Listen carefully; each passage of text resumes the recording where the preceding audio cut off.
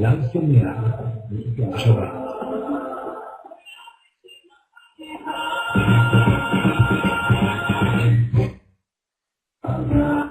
Muy bien, ¿cómo están amigos? Hoy estamos en un día muy especial. Acabo de subir al Facebook un video donde se ve este fuego ardiendo de verdad. Y acá se ve cuando recién empieza, pero es un fuego muy muy grande.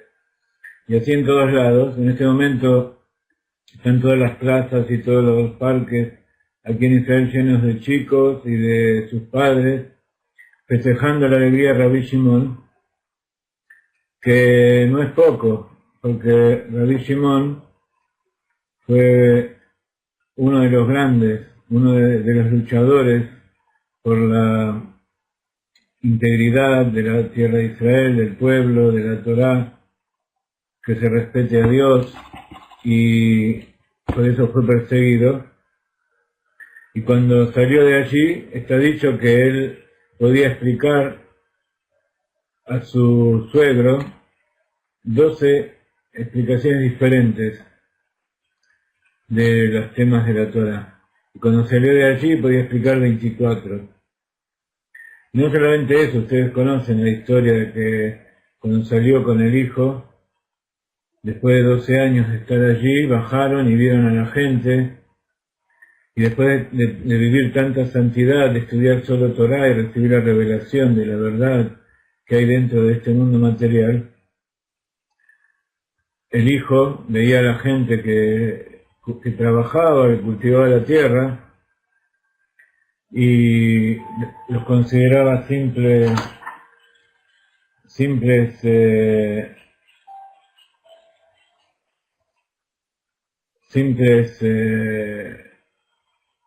amantes de la materia. Y entonces el hijo los quemaba con la mirada, y el padre los tenía que volver a resucitar. Entonces cuando vino el padre a darse cuenta que ya era demasiado, dijo, bueno, tenemos que estar un año más.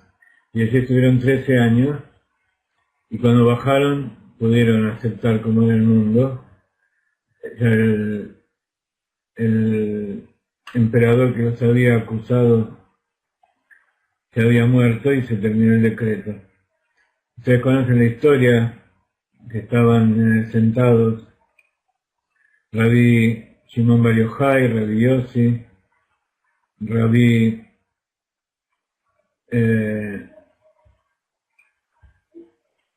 Yehudá, estaban sentados al borde de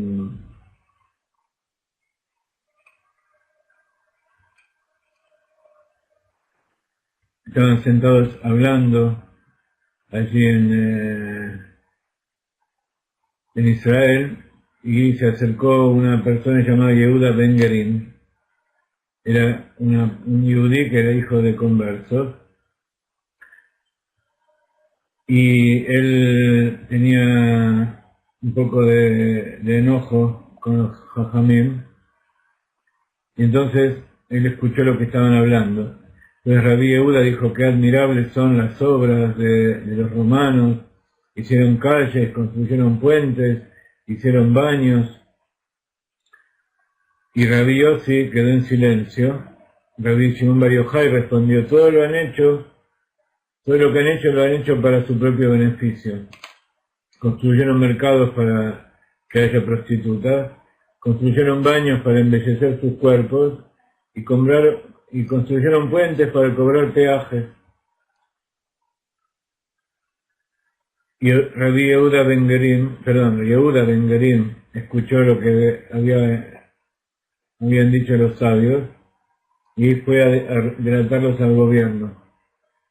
Entonces cuando el gobierno escucharon esto, y Rabbi Yehuda dijeron, él nos alabó, nos exaltó, entonces él será elevado a la nobleza, y así fue como él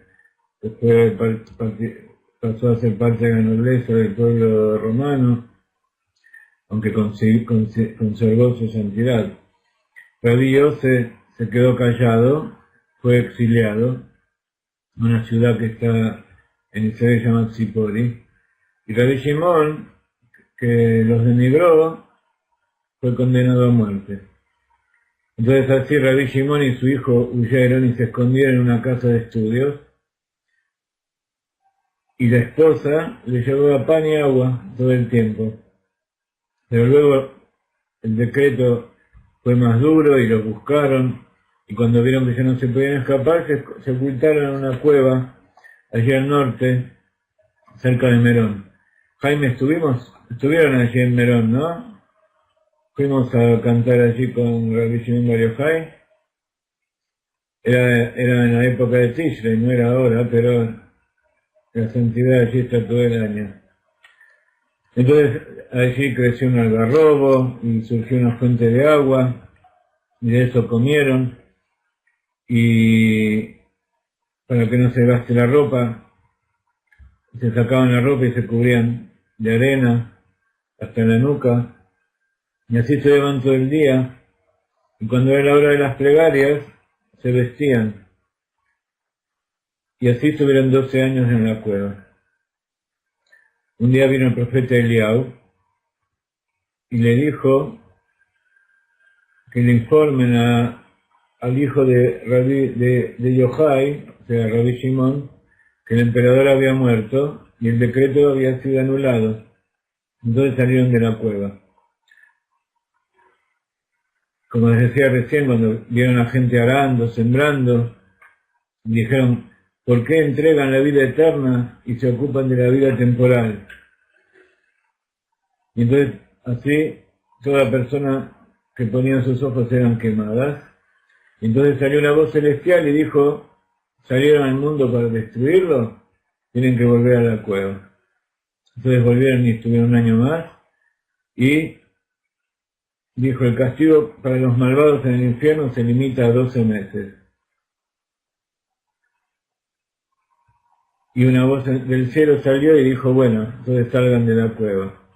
Está dicho que los malvados, los justos, cuando van al cielo, y de todas maneras tienen que limpiar su cuerpo, a lo sumo pueden estar 11 meses en el Geinom. Luego tienen que ir al cielo.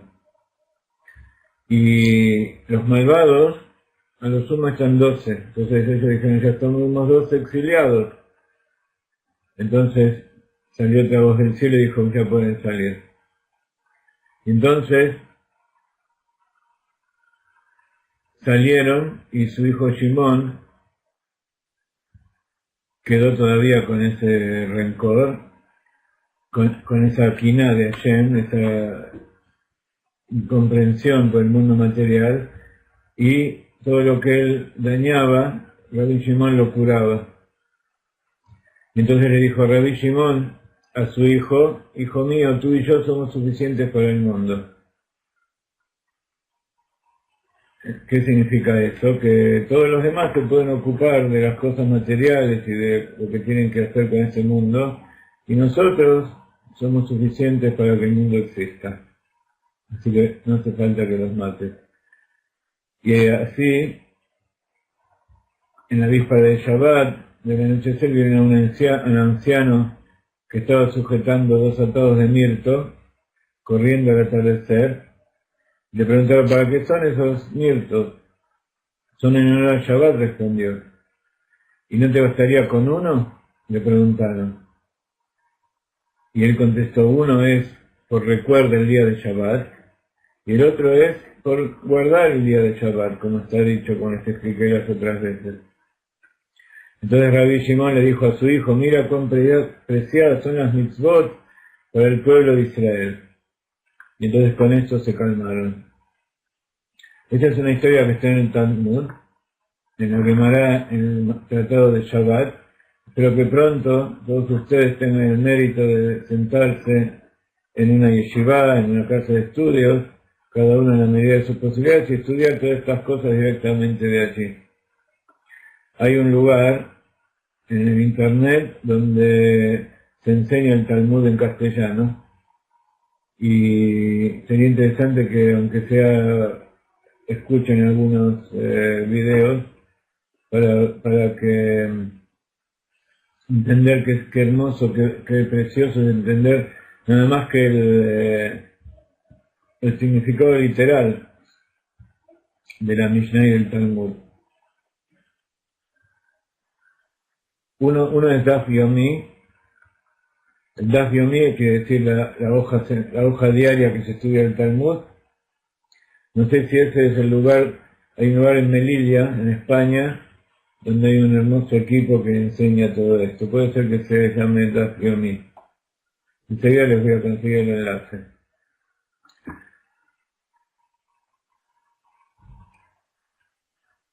Les quiero leer también una carta del rey de Lubavitch acerca del Lag BaOmer. Luego vamos a estudiar algunas leyes acerca del Omer y de lo que es el día del Lag BaOmer. Baruch Hashem, en el cuarto día de la semana de la Parashat Emor, estamos hablando del Pesach Sheini, del séptimo año de un Shabbat para Hashem, o sea, en un año de Shemitah, en el año 5740 en Brooklyn, y el Rebbe mandó una carta general a todo el pueblo de Israel y a todas las naciones. Y dijo así: nos estamos acercando al día radiante y luminoso de Lag BaOmer, Hod Shebehod, día de la Ilulá. Ilulá significa que la elevación y alegría del Taná, de la Gemara Rabbi Shimon Bar Yochai, sobre quien se expresó su maestro Rabbi Akiva: yo y tú, Creador, Rabbi Akiva le hablaba a Dios, conocemos tu fuerza. Es por ello apropiado meditar, aunque sea sobre un aspecto de las fuerzas inmedibles de Rashbi, sobre un punto que tiene relación especial con todo judío, incluso con el judío más simple, y ni hablar con uno que posee un alto nivel espiritual. Como es sabido, Rashbi fue comprometido. Les voy a copiar el texto, así lo pueden leer ustedes también. Acabo de subir al Facebook el video con el fuego de Rabbi Shimon que estuvimos viendo ayer a la noche, así que los invité a la mayoría de ustedes a que lo vean.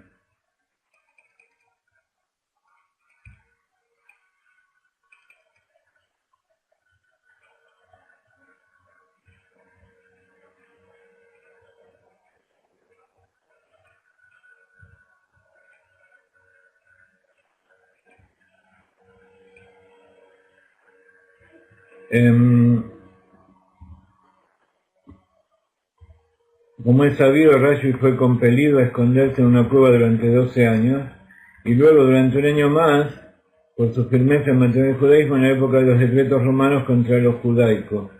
Cuando finalmente sale a la libertad, uno de los primeros actos consiste en preguntar: ¿hay algo que deba ser arreglado? Y de inmediato se entregó a llevar a cabo tal arreglo, la rectificación del mundo, a pesar de que se trataba tan solo de evitar que un rodeo pase por un camino más largo. Tratándose de una situación que generaba molestias a los judíos, el tema lo afectó al punto de invertir dedicación y tiempo para solucionar la cosa con hechos concretos. Un hombre que permaneció en una cueva durante 13 años, sumergido en la arena, finalmente sale a la libertad, padeciendo intensos sufrimientos corporales. ¿Con qué inicia su nueva vida? Comienza averiguando de inmediato qué hay que reparar. Y él mismo, puesto que lo principal es la acción, es quien se entrega al tema hasta lograr su ejecución concreta. Se sobreentiende que es imposible asemejarse a Rashbi y sus similares, pero siendo que este relato es parte de la Torá oral, y el término Torá deriva de Orá, instrucción, es seguro que cada judío está en condiciones de cumplir con esta instrucción, actuar en este espíritu y en esta dirección con éxito. Especialmente una vez que Rashbi mostró el camino y lo allanó para que todos circulen por él. Si hacer un favor a otro judío en el terreno del material, incluso tratándose tan solo de ahorrarle camino, demás que para lograr cambiar, mejorar hijos, acercarme. ¿Me están escuchando?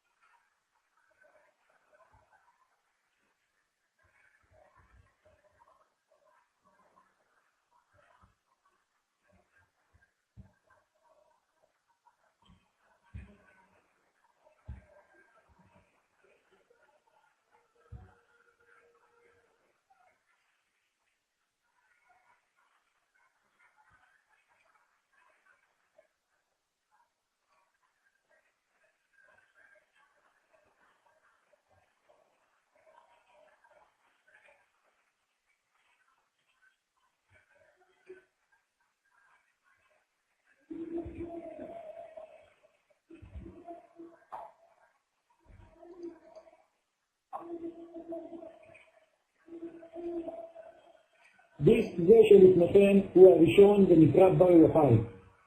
הפיוט הראשון שלפנינו נודע בציטוי בשם בר יוחאי ממשך של חול.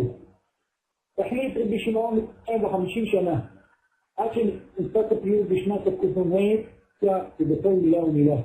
תראה את הגליל. בר יוחאי שמן נשחט קודש נמשכת ומתבטח קודש נעשת כצלבר הקודש חבוש על ראשך תאריך. Volvemos. בר יוחאי מושב טוב ישבת יום נקת יום אשר ברחת במערת. Muy bien. Hubo algunos problemas en mi computadora. ¿Pudieron leer todo el texto o todavía falta?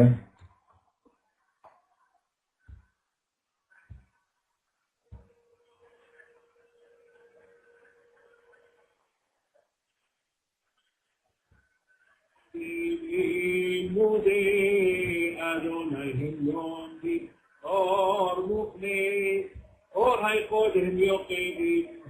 Muy bien.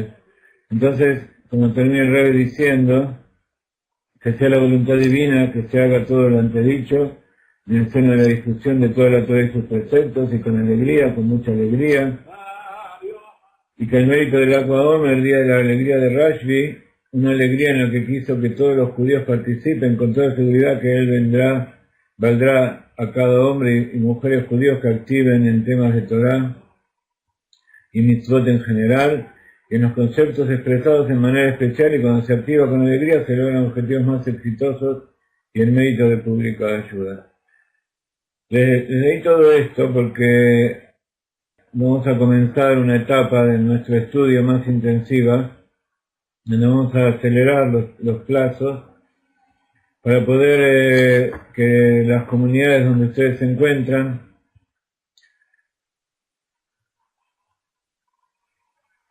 puedan ingresar al pueblo de Israel lo antes posible. En algunos lugares ya conseguimos rabinos y conseguimos algunas facilidades para que esto se acelere. Y ahora necesidades que siempre se las dije, pero ahora se les voy a enumerar para que ustedes tomen en cuenta cuáles son los pasos a seguir y cuáles son las prioridades que tienen que tomar para la conversión y para vivir con una vida judía. El estudio. Hay que intensificar el estudio de la perashá de la semana, la Torá, alajot en general. Hay que intensificar en los Teilim, el recitado de Teilim diario, la tefilá en general.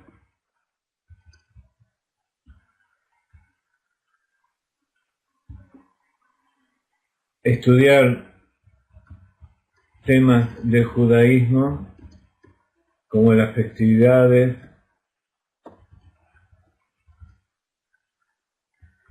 y otras y costumbres del pueblo de Israel. Por otro lado, hay que llevar eso a la práctica, y eso llevar a la práctica significa cumplir las mitzvot.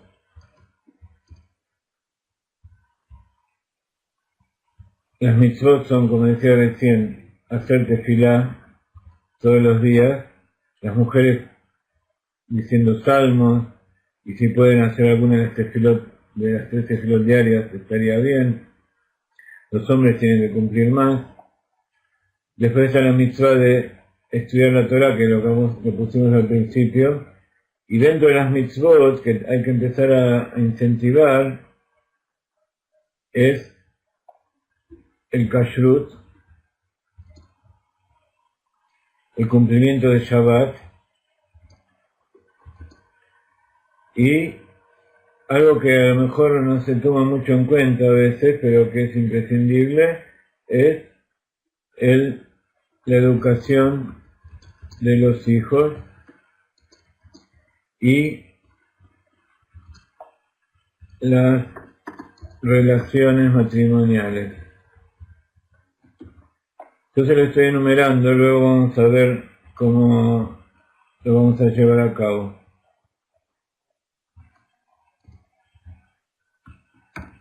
Por otro lado, durante toda esta etapa de estudio hay que ir pensando cómo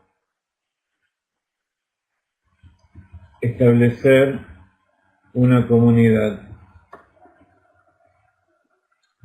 Algunos ya lo están haciendo, otros todavía están en las etapas primeras. Una comunidad significa el compromiso de las familias de pertenecer a la comunidad y cumplir con estas normas.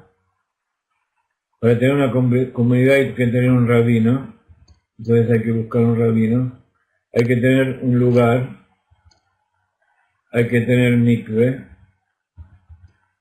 hay que tener Sefer Torah, hay que tener libros de estudio, libros de Torah o Humash, y hay que tener Sidurim, de los que se usan todo el año, y Maxor para las festividades. Entonces, esto significa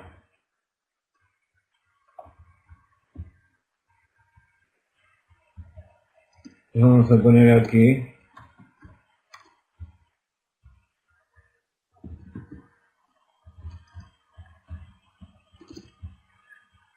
que hay que ir formando una biblioteca, tanto de libros de estudio como libros de plegaria, libros para chicos.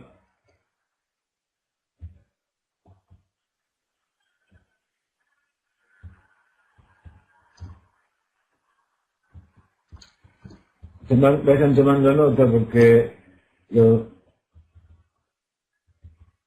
compromiso de las familias va de la mano con nombrar una comisión y un presidente de la comunidad. El presidente es el que maneja, el que dirige en general. La comisión es la que ayuda a que se lleven las tareas y cada uno de los miembros toma una responsabilidad. Cuando hablo del Sefer Torah me refiero al rollo de Torah, para que cuando se haga la conversión se pueda cumplir con la lectura de la Torá los días lunes, los días jueves y los días de Shabbat, los días de festividad.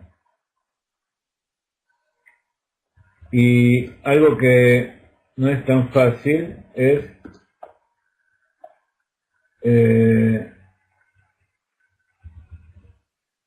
centros educativos,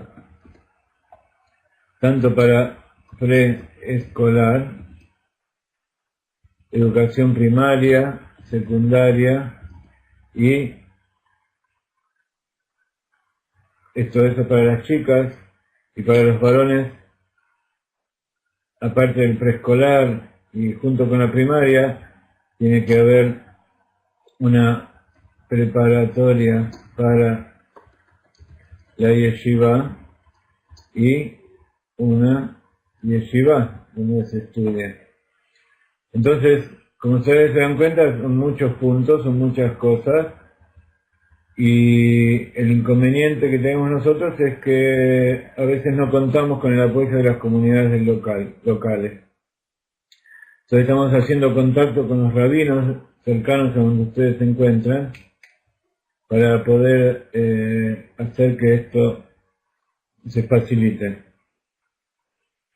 Entonces, a medida que cada grupo vaya avanzando y se vaya comprometiendo más, vamos a dar más clases y más instrucción.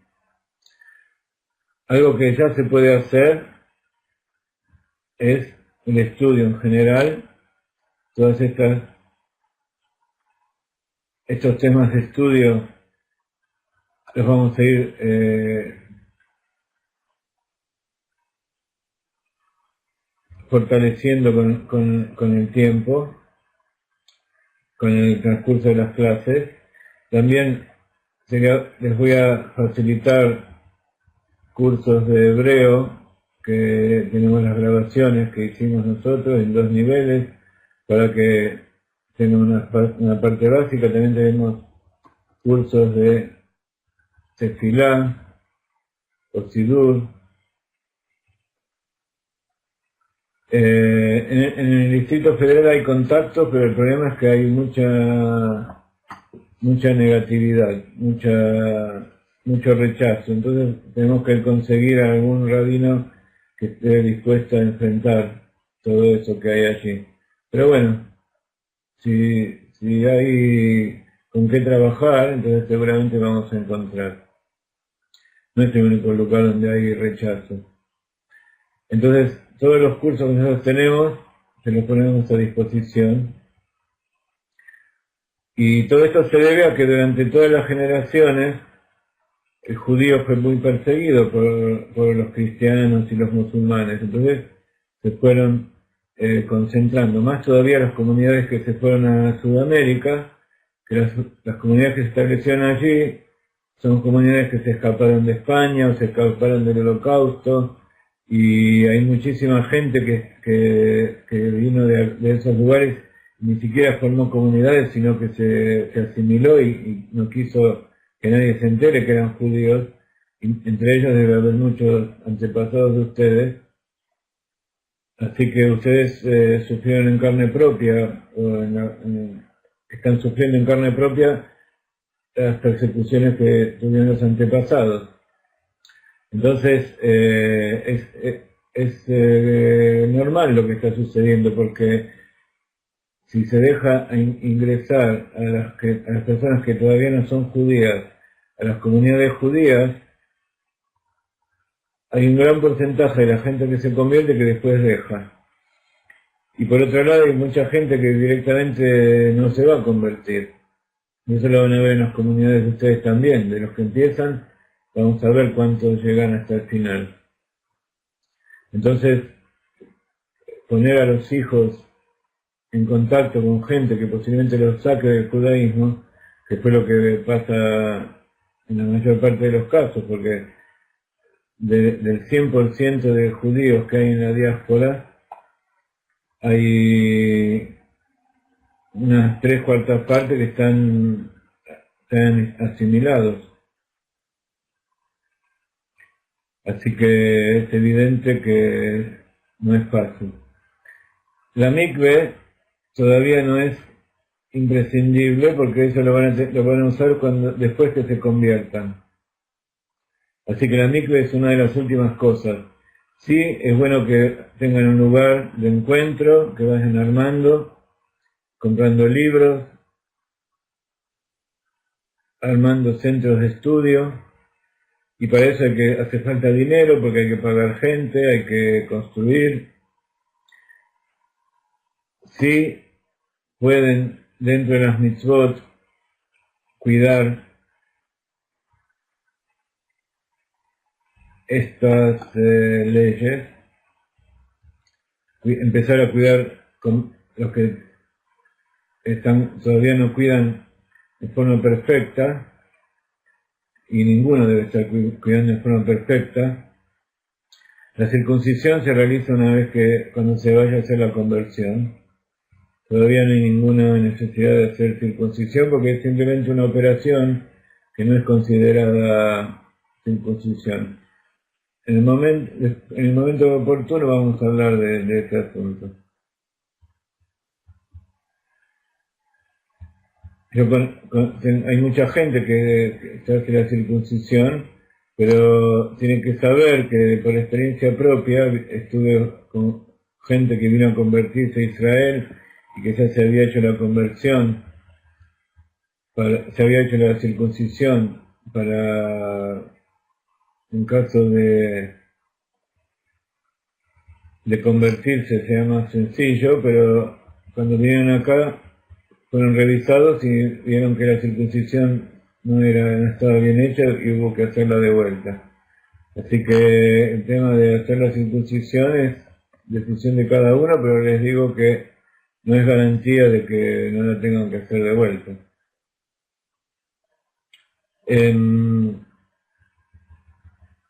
Muy bien.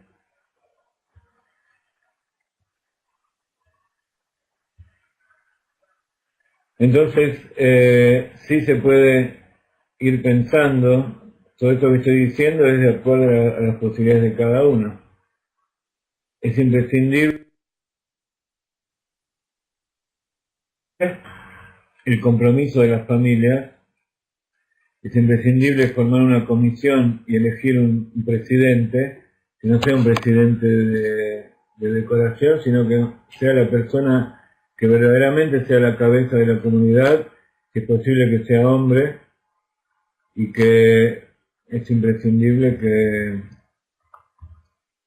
que tome las riendas del lugar, sea una persona que se comprometa en todas las cosas.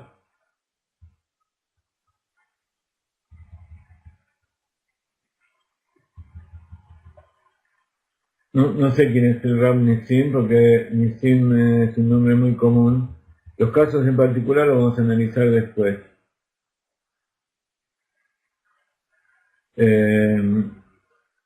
Con respecto al rabino, es importante tener un rabino, por un lado, para la conversión, un rabino en el lugar que los recomiende y vea cómo van evolucionando, y por otro lado un rabino,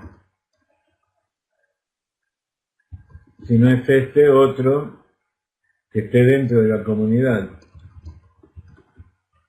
que se haga responsable de la comunidad. Siempre es bueno que haya una comisión más de una persona, y si es posible que no sean todos de la misma familia, para que no hayan problemas con las otras familias, que siempre ocurren.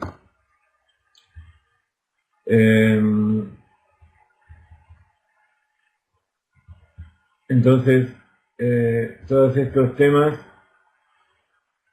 es importante que lo vayan viendo y lo vayan cumpliendo.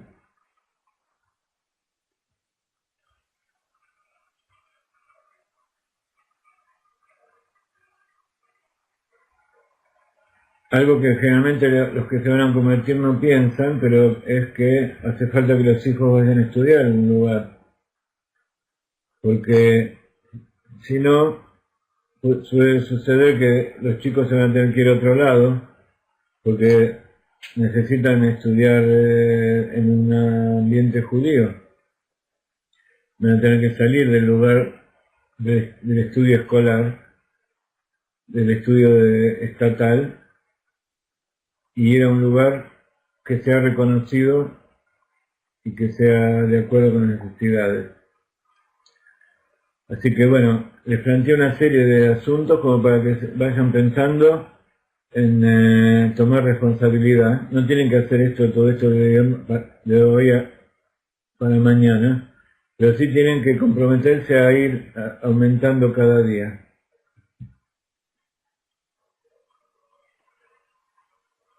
Son varios los grupos, incluso son más de los que están aquí hoy presentes, y cada uno tiene distinta etapa.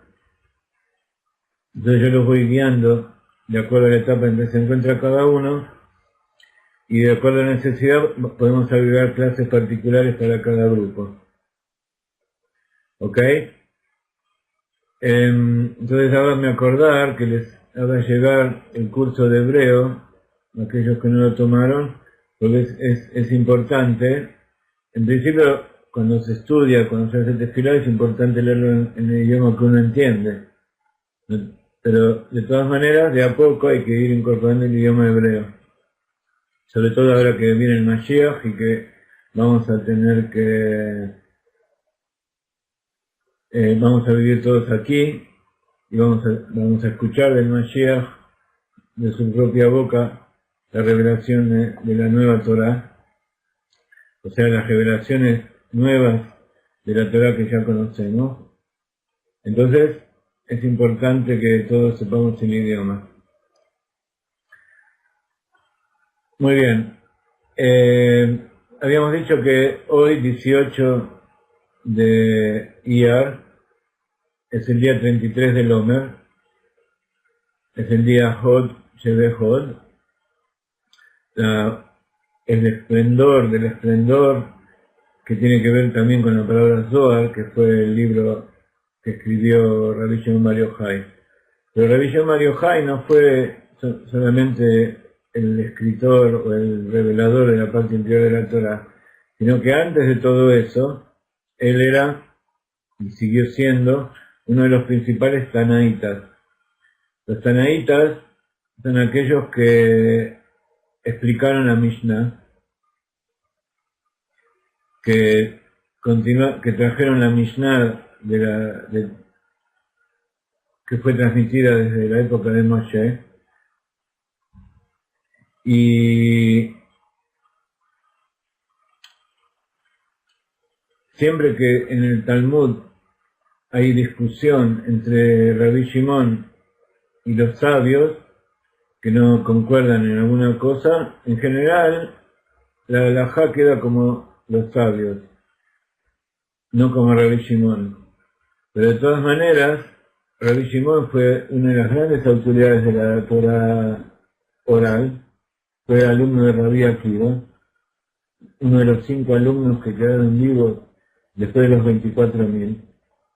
Y justamente uno de los motivos de la celebración del Lag BaOmer es que el día 18, que es 18 de la palabra Jai, dejaron de morir los alumnos de Rabbi Akiva.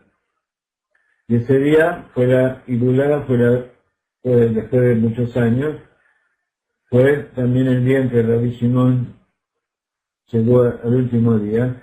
Está dicho que ese último día él reveló a sus alumnos la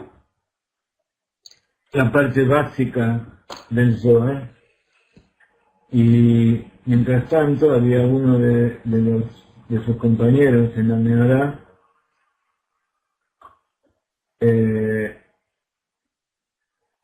que fue el que recopiló, junto con su hijo Eleazar, recopiló todas las enseñanzas de lo que hoy conocemos como el Zohar. El Zohar que hoy tenemos tiene además otros agregados de los otros compañeros que le estaban allí y que estudiaron con Rabbi Shimon Bar Yochai. De todas maneras, el Zohar corresponde a Rabbi Shimon Bar Yochai. Y hay muchas leyes, él era parte del Sanedrín, y cuando fue exiliado,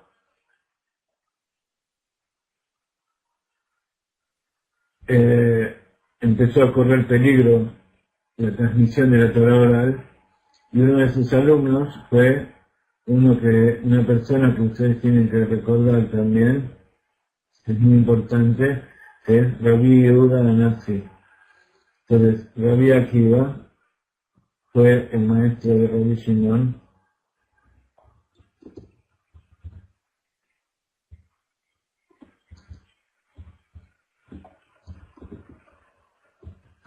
Rabbi Akiva fue el padre de la Torá oral, de la recopilación de toda la Torá oral.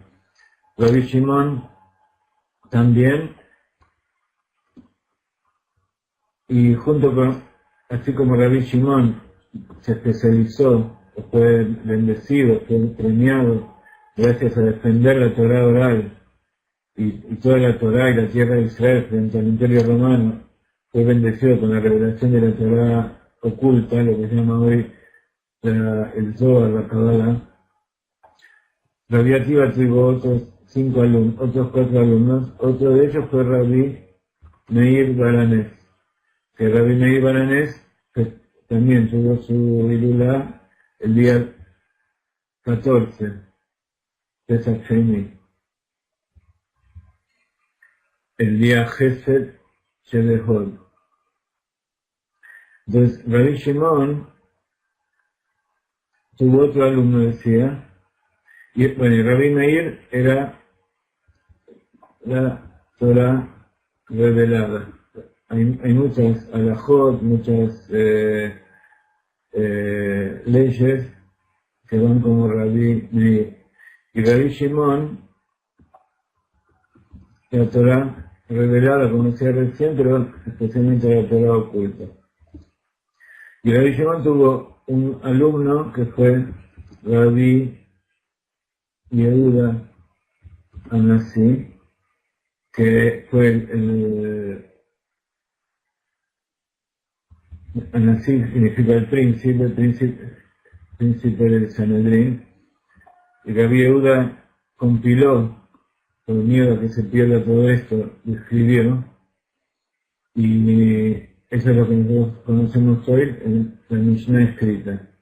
Después vinieron todos los Amoraim, y Amoraim quiere decir que dijeron, repitieron todo lo que habían aprendido de los Tanaim. Los Tanaim son los que fijaron todas las leyes, los Amoraim fueron los que explicaron luego en el Talmud las leyes, y por eso la Mishnah, el Talmud está con su base central, es la Mishnah.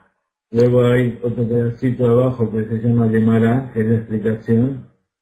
Luego alrededor están todas las explicaciones de los sabios que vinieron después, como Tosafot, como Rashi,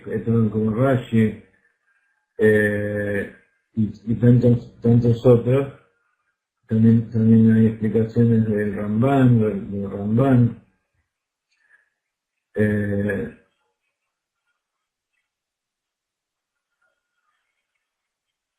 Ok, entonces, sí, Rabbi Meir Baranés. Baranés significa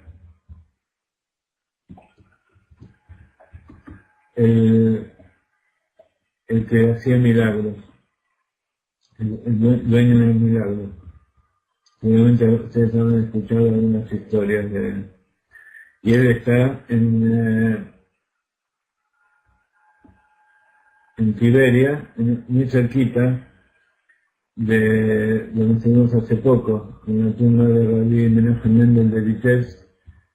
Está ahí muy cerquita del Rambam, etcétera, etcétera. Bueno, entonces, después de Rabbi Yehuda Nasi, que recopiló todas las Mishnayot, se agregaron toda la primera discusión de todas las enseñanzas de lo que significa las Mishnayot, las seis órdenes Mishnayot explican todas las halajot que hay en la Torah de acuerdo con las reglas de interpretación, cómo se cumplen los 613 preceptos. Y luego pasaron las generaciones y vino Rabbi Yosef Karo en el año 1500 y pico, Rabbi Yosef Karo está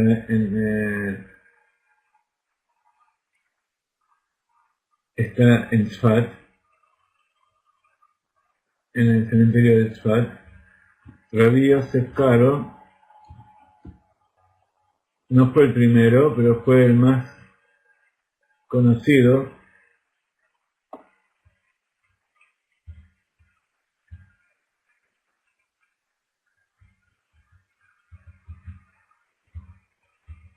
Recopilador de las leyes, y él fue el que escribió el Shulchan Aruch. ¿Qué quiere decir Shulchan Aruch? Significa la mesa servida. ¿Por qué? Porque para comprender el cumplimiento de los preceptos de las mitzvot estudiando el Talmud hay que conocer arameo, hebreo, estudiar muchos años en el yeshivot, y entonces de ahí se puede saber. Entonces eso es algo para muy pocos. Entonces lo que hizo Yosef Karo es analizar todo el Talmud y hacer una recopilación de todos los preceptos en el Shulchan Aruch, y él era sefaradí. Entonces Rabbi Yosef Karo, también llamado Beit Yosef, la escuela de Yosef, tiene el compendio de todas las halajot que cumple el pueblo de Israel. Cuando Rabbi Yosef Karo compuso todo este tratado, que le llevó muchos años, por supuesto, de análisis y de profundizar en todas las halajot para saber exactamente cómo debían ser cumplidas. En esa época, en el siglo XVI, había una gran comunidad en Europa, de los judíos ashkenazim también. Entonces, cuando se terminó esta obra, había otro rabino en Europa muy conocido, no antagonista, sino que simplemente él también tenía su inteligencia, era cabalista y sabía cómo había que cumplir los preceptos, y en todo estuvo de acuerdo con Rabbi Yosef Karo, salvo algunas costumbres, algunas variantes que los ashkenazim cumplen en forma diferente, pero que son algunas pocas cosas. Y él escribió lo que se llama el mapa Shulchan Aruch. Mapa Shulchan Aruch quiere decir el mantel de la mesa servida. O sea que era simplemente un poco de agregado para adaptar algunas de las cosas a lo que cumplían los ashkenazim en Europa. Y esto es las iniciales de su nombre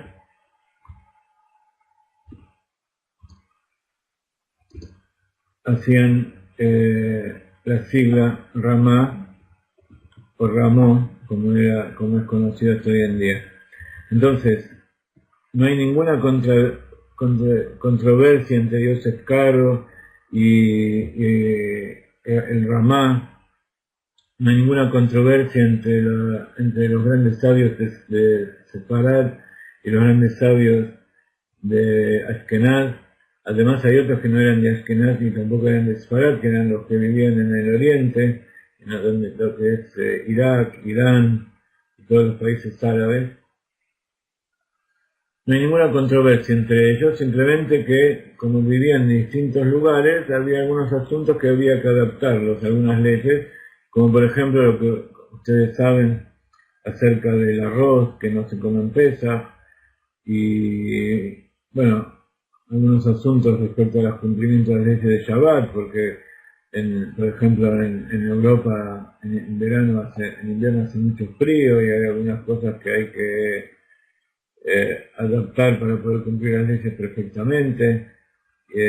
Bueno, pero ya les digo, no es que uno cumple mejor y otro cumple peor, sino que los dos cumplen perfectamente, pero como la Torá es algo que es para que el hombre viva, para que el hombre viva con ella, entonces, de acuerdo a dónde se encuentre y cuál es la época del hombre, entonces la Torá tiene la capacidad de, a través de los sabios, de determinar cómo se deben cumplir estrictamente las leyes que están en el Talmud, de acuerdo a la época en que vive la persona y al parte del mundo en que vive la persona, de acuerdo a su cultura.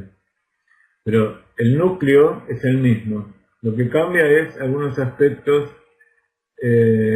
colaterales del cumplimiento. Entonces si escuchan que algunos les dicen no, porque yo soy sefaradí y los ashkenazim no saben nada, o los ashkenazim son, hay cosas raras, simplemente machloket que no tiene nada que ver con los grandes sabios. Los grandes sabios siempre supieron que ellos eran unidos. Así el Rebbe de Lubavitch siempre estuvo en contacto con los sabios de Sefarad.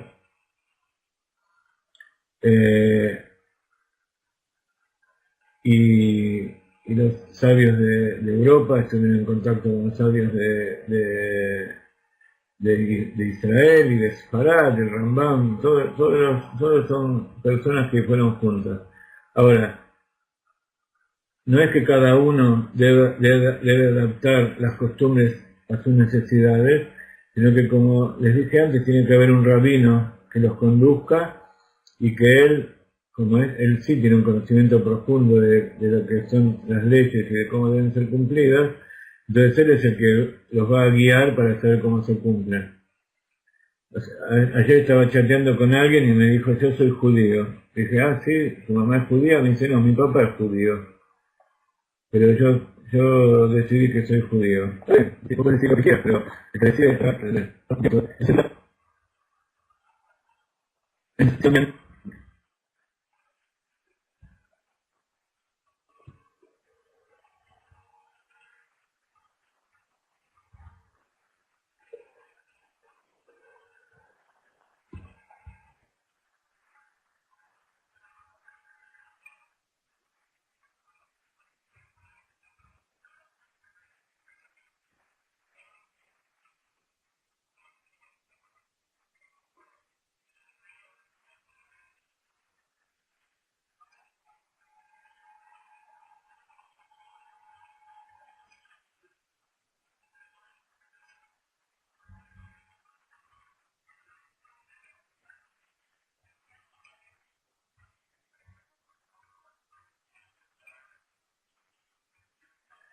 Bueno, vamos a ver si nos despedimos. Ya no hay tiempo. Pero